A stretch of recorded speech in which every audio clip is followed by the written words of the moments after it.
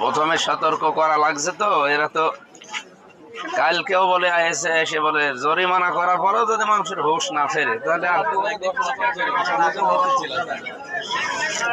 Officer কই এটা ঠিক আছে?